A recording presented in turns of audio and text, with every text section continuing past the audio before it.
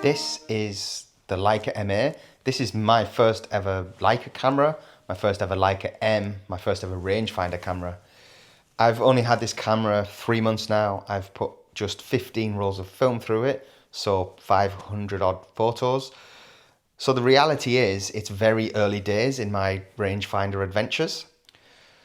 Now with this, my aim as a photographer now, it's purely a hobby, and it's to document the world around me. It's not just my life and my everyday, things. It's more of a go-to small to medium to large events and document the day, document the event, document the people, document the stories of that day. That's my hobby, and that's what I use this camera for. So, now that I'm slowly beginning to understand the rangefinder system, I can see now why the Leica M is synonymous with documentary photography.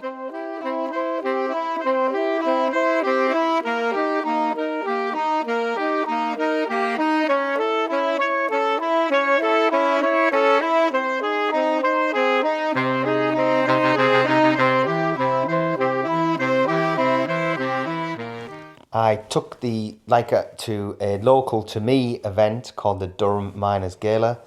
The event, known locally as the Big Meeting, is a very old event. The first one was organised by miners' unions in 1871.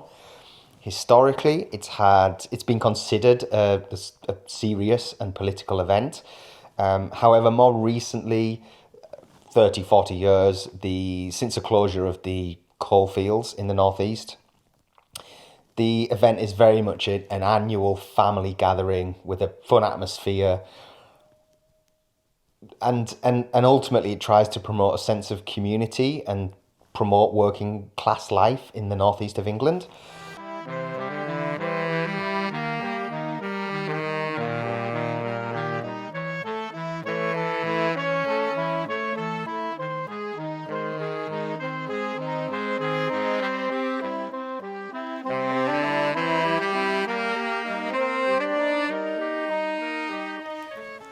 One of my favourite things about this camera is the fact that it very quickly and almost quite harshly exposes your flaws as a photographer. Any mistakes I make with my pictures are my mistakes. They're not the camera's fault. To me, this camera shines a giant spotlight on any technical flaws you have as a photographer. So you kind of have to prepare and be ready for that feedback, because it comes. But I wanted to kind of highlight some of the mistakes I made, in the hope that I can internalize them and, of course, improve and fix them. Get closer. Get closer. It is a tale as old as time with the 28mm focal length. There was a few times across the 5 rolls of films that I shot where I didn't get close enough. Sometimes not getting close enough is okay if the moment you're going for, you just simply can't get to it. But there was a couple of shots where, they were effectively static shots. So not getting close enough is definitely not good enough. It's not an excuse. Shit shots. Let's be blunt here. Crap photography. Any photos that don't add to the day, or any photos that don't stand alone as separate images, we're all going to do that. We're all going to take crap photos. I think we do have to be careful here, because I can look at some of these photos and think, why did I take this? What was I thinking? Like, what is going on here? All I can say is there was clearly something in my head that I thought that was a good photo, or, instinctively thought that was a good photo. That doesn't always pan out. I do think we have to be careful here.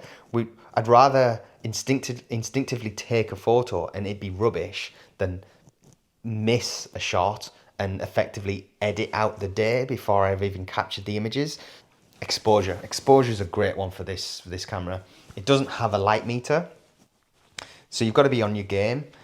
There was a few times where I was underexposed by maybe a stop or two stops, which kind of leads me on to another sort of challenge I faced, was exposure difference. The day was a very bright, sunny summer's day, blue sky, and with that comes very harsh contrasting shadows. There was a few times where I maybe didn't quite dial the exposure up enough to lift the shadows, or completely missed and completely forgot. You know, I was aware of the exposure difference. I knew there was 3 or 4 stops light difference there, but sometimes didn't think to do it in the moment.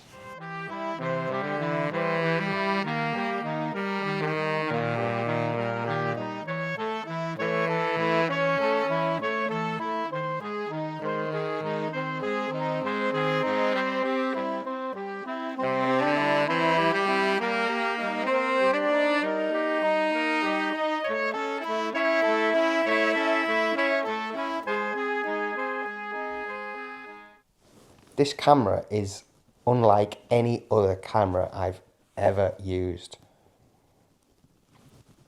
I can feel it. It's here now in my hands. It's not a light camera. It oozes a weighty confidence to it.